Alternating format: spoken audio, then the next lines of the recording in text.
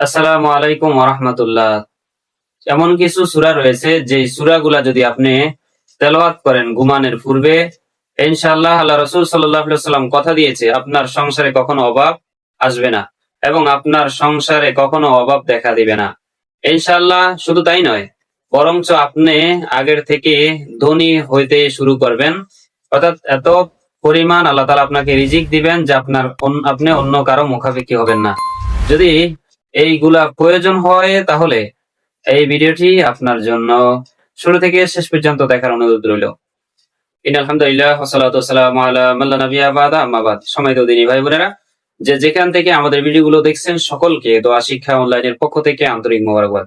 আশা করি আল্লাহর রহমতে ভালো আছেন। আলহামদুলিল্লাহ আমিও আপনাদের দোয়ায় আল্লাহর মেহেরবানিতে ভালো আছি। সর্বপ্রথম মহান আল্লাহ তাআলার দরবারে লাখো কোটি শুকরিয়া করি যে মহান রব আমাকে আপনাকে মুসলমানের ঘরে জন্ম দিয়েছেন এবং জান্নাতি বানিয়েছেন বা জান্নাতের বাসিন্দা হিসেবে কবুল করেছেন। সম্মানিত দিনী ভাই বোনেরা, শুরুতে বলে দিচ্ছি যে রাসূলুল্লাহ সাল্লাল্লাহু আলাইহি ওয়াসাল্লাম একটি হাদিসের ভিতরে বলেন যে এমন একটা সূরা রয়েছে, কোন ব্যক্তি যদি এটি তেলাওয়াত করে তার সংসারে কখনো কোনোদিন অভাব আসবে না, অভাব দেখা দিবে না, অভাব লাগবে না। কিন্তু মজার বিষয় হলো আমরা যে অভাবের কারণে এতই কিছু করি।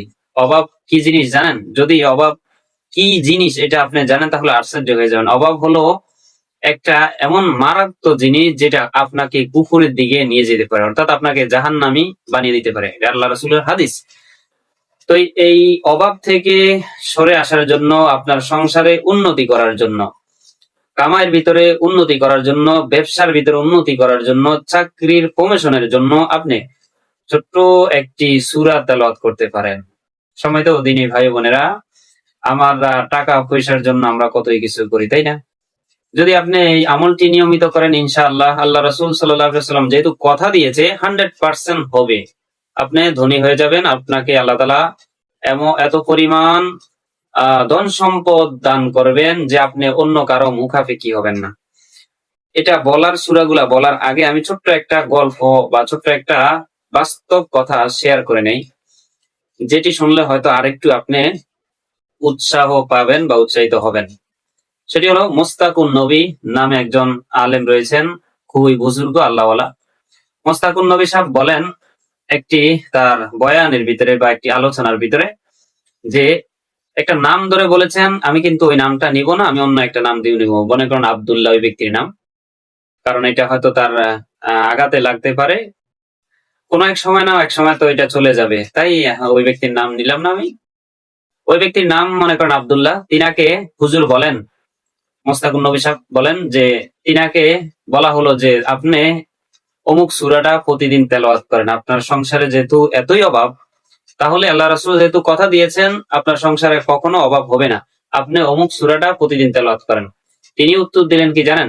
তিনি উত্তর দিলেন যে আমি আমার অভাবের জন্য এই সূরা তেলাওয়াত কেন করব? আমি তো আমার আল্লাহকে সন্তুষ্ট করার জন্য এই সূরা তেলাওয়াত করব, আর অভাব এমনি চলে যাবে। সুবহানাল্লাহ, সুবহানাল্লাহ। তিনি উত্তরটা কি দিলেন যে আমি তো অভাব দূর করার জন্য, রিজিক পাওয়ার জন্য, আল্লাহ তাআলার পক্ষ থেকে রিজিক পাওয়ার জন্য, ধনী হওয়ার জন্য এই সূরা তেলাওয়াত করব না। আমি তো এই সূরা তেলাওয়াত করব আল্লাহর সন্তুষ্টির জন্য, আর আল্লাহ যদি আমার উপরে সন্তুষ্ট হয়ে যায় অবশ্যই তিনি আমাকে ধনী বানিয়ে দিবেন। খুব চমৎকার কথা। কিছুদিন পরে হুজুর ওইখান দিয়ে, ওই জায়গা দিয়ে বা উনার বাড়ির পাশে দিয়ে কোথাও সম্ভবত গিয়েছিলেন বা যেতে লাগলেন। এমন সময় জিজ্ঞাসা করলেন যে ফার্স্ট তলা একটা বিল্ডিং রয়েছে, এই বিল্ডিংটা কার? এই জায়গায় নতুন হলো। বললো এটা তো আব্দুল্লাহ ভাইয়ের। কে? আব্দুল্লাহ ভাইয়ের? কোন আব্দুল্লাহ? বললো এটা ওই যে অমুক আব্দুল্লাহ ভাইয়ের। তিনি আশ্চর্য হয়ে গেলেন যে পরে জানতে পারলেন তিনি সম্ভবত বাহিরে কোথাও থাকেন এবং সেখানে ব্যবসা বাণিজ্য করেন। মোট কথা হলো আল্লাহ তাআলা আপনাকে কিভাবে, কিসের মাধ্যমে, কখন, কিভাবে, কোথায় রিজিক দিবে আপনি কখনো কল্পনা করতে পারেন না। এই জন্য এই ছোট্ট সূরাটা পড়ে নিতে পারেন। আমি একটা হাদিস বলি, হাদিসটি হলো আন ইবনে মাসউদিন রাদিয়াল্লাহু তাআলা ক্বালা রাসূলুল্লাহ সাল্লাল্লাহু আলাইহি ওয়াসাল্লাম মান ক্বারাআ সূরাতাল ওয়াকিআ ফি কুল্লি লাইলাতিন।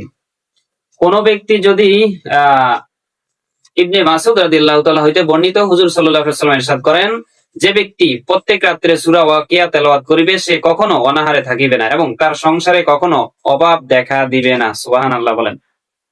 আল্লাহ রাসূলের হাদিস, আল্লাহ রাসূলের কথা, কি মনে করেন আপনি?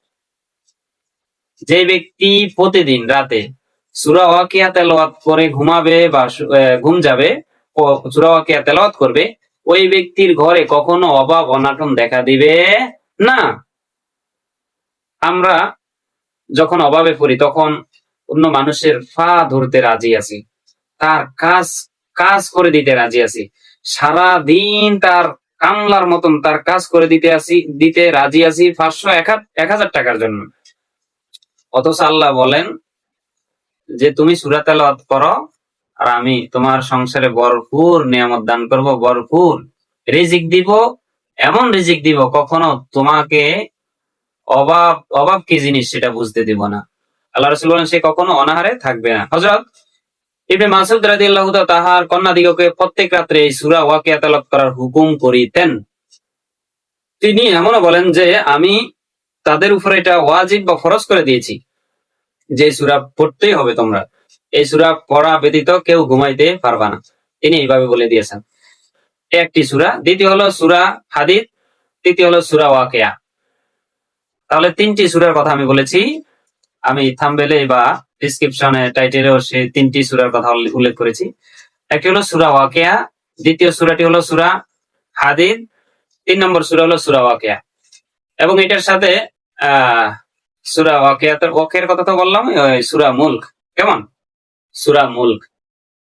তো এই সূরা মুলকের আরো অন্যান্য ফজিলত রয়েছে, সেগুলো আমি আর আলোচনা করবো না, ভিডিওটা দীর্ঘ হয়ে যাবে। তো সময় তো দিনই ভাই বোনেরা, আমরা কতই না কিছু করে, চলেন আসেন আমরা প্রতিদিন আল্লাহকে সন্তুষ্ট করার জন্য এই সূরাগুলা পড়ি।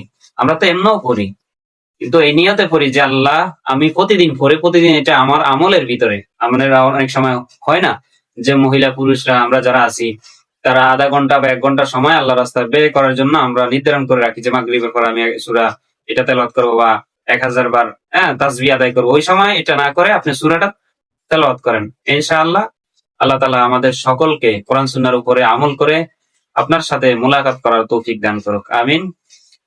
আমার অনুরোধ থাকবে প্রত্যেকে যারা সংসারে অভাব এবং যারা ব্যবসা বাণিজ্যে লস দিচ্ছেন বা যারা উন্নতি করতে পারতেছেন না এবং যারা বিদেশে গমন করবেন বা বিদেশরত রয়েছেন, প্রত্যেকেই এই সূরাটি তেলাওয়াত করবেন। ইনশাআল্লাহ স্বল্প দিনের ভিতরে আল্লাহ তাআলা আপনার সকল মনের নেক মাকসাদগুলো পূরণ করে আপনাকে ধনী বানিয়ে দিবে।